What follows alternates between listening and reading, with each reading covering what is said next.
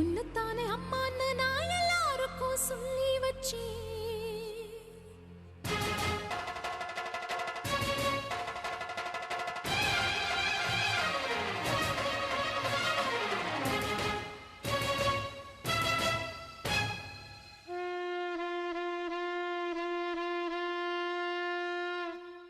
உன்னத்தானே அம்மான்னு நான் எல்லாருக்கும் சொல்லி வச்சேன்.